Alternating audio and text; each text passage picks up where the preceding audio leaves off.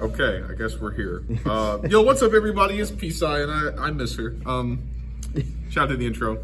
Anyway, I'm not actually P-Sci.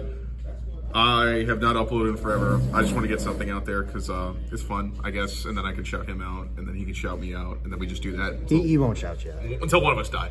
Anyway, it's been a while since I've actually had the will to play Modern.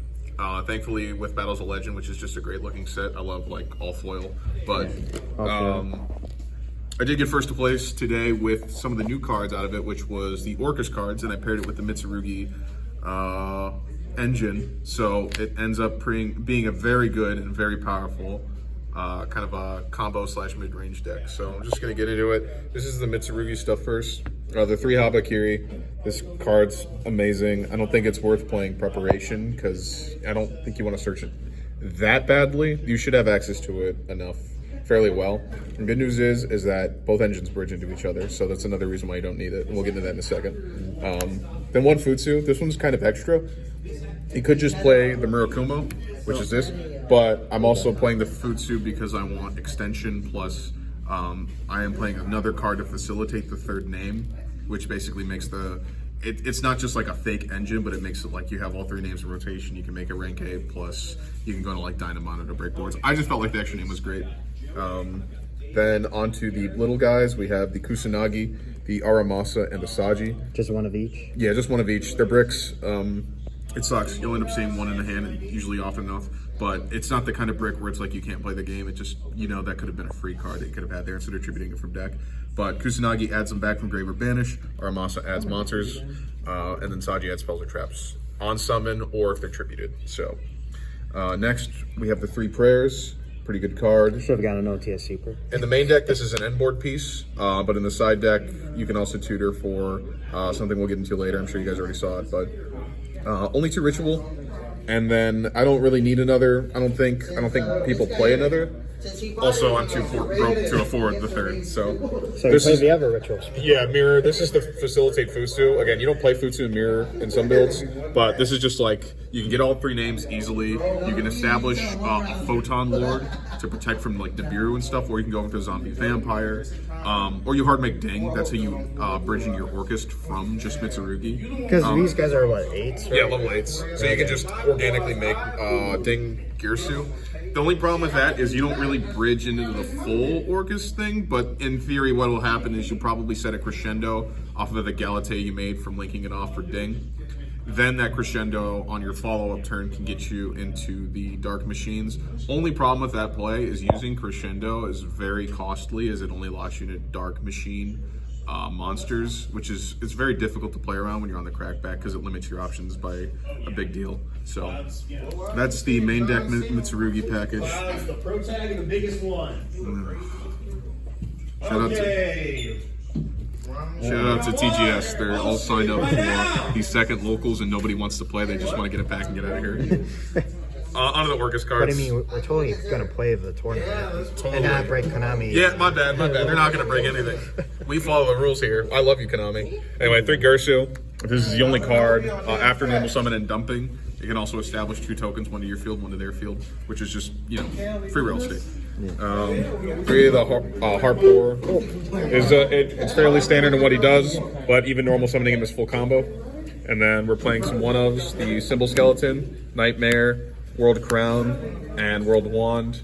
There's a combo where how you're looping these guys from your Ellen Girsu to your Ding Girsu. You can Foolish for this on your opponent's turn after summoning back Galatea, having this in hand, and this, when sent to the grave, can turbo out one of these guys from your hand onto the field. So there's just many ways to get a layered board, kind of like Fire King does, where it's not like one Dark Ruler answers everything, but you have pieces coming in and out. That's what makes the Orcust card so deceptively powerful. This facilitates it. This makes everything quick effect. You only need 1. And then 1 crescendo. I'm not playing the Foolish Burial Goods, so I'm only playing this one, but that is another way, in theory, for more consistency. I don't think I need it, though. I did brick a couple times during the tournament. It kind of just became a hand trap war from that point. I think I lost both those games, but I was able to just clutch it out game 2 and 3, so it wasn't the biggest deal.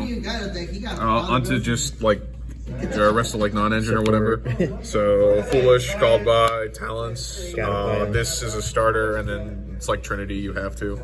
And then hand traps, you got 3 Ash, 3 Fua, 3 Droll. Even though these conflict, these are kind of like turn skips-ish. Yeah. And then this is debatable. This could be droplets, but I feel like card advantage isn't super, super amazing when you're trying to tribute and send things to the grave. So droplets is kind of hard to justify, but it still is a good card to consider. But this is my 12 or non-engine / whatever these 3 power spells end up facilitating.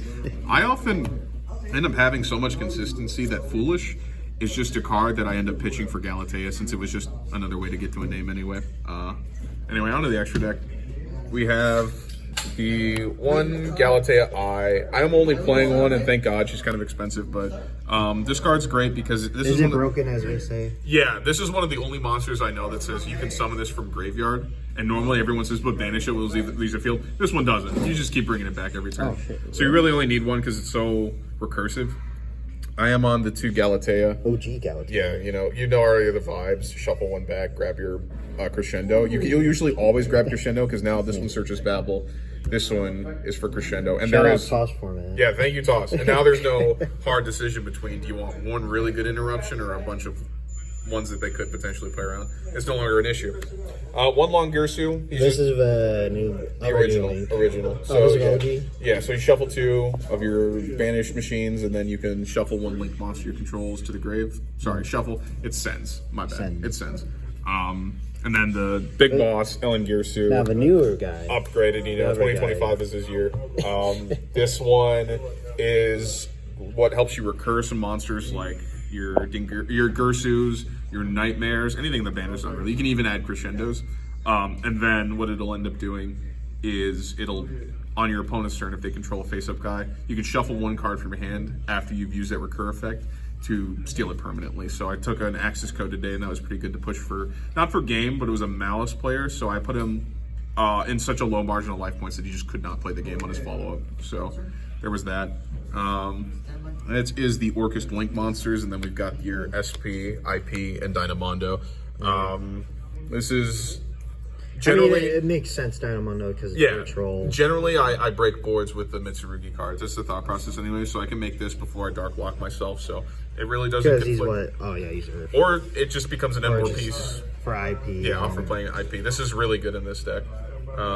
SP's SP. SP's SP. Again, with Dynamondo, you probably have another way to get it to a Mitsurugi name, so after you Dynamondo, you just SP from there. So it's just after the Murakumo pop, after the IP, after the Dynamondo, what left do they have on their board to stop you from building Orcust?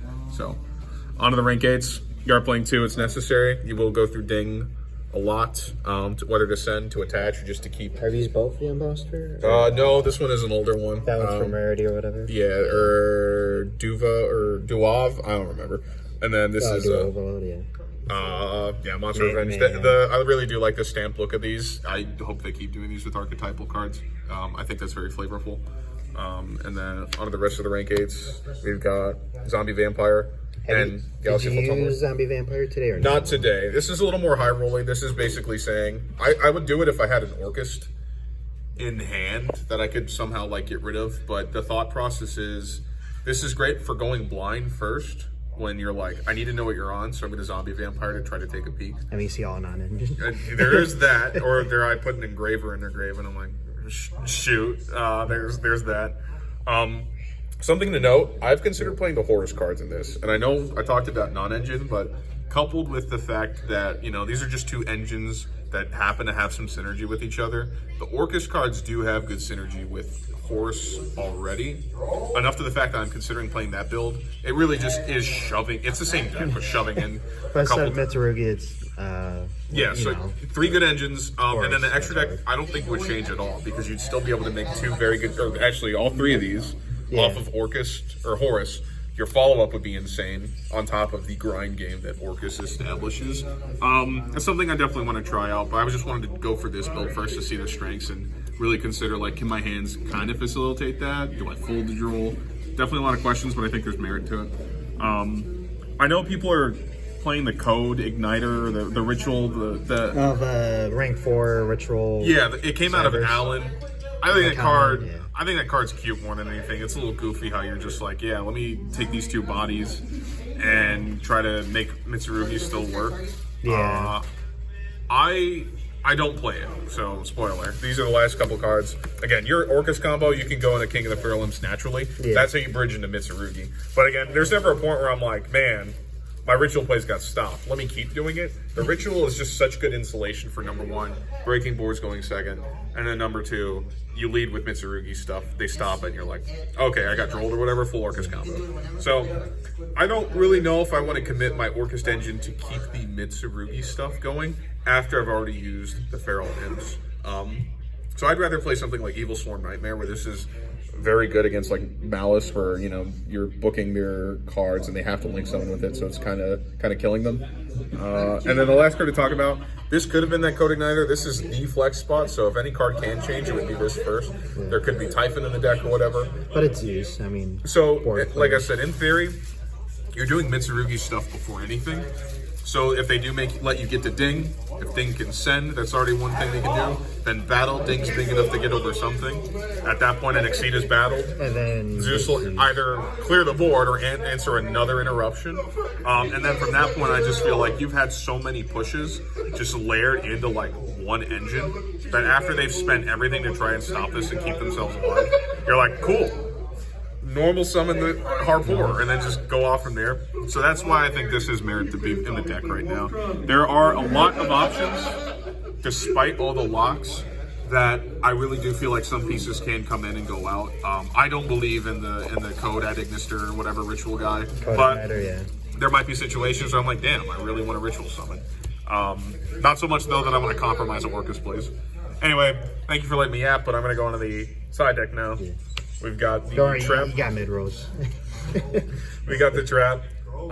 This is great, boarding it in first, or going first after siding, because this is just another Omni Negate next to Crescendo, and it's like, how do you play through that? Yeah. Also gives recursion, but having this to like,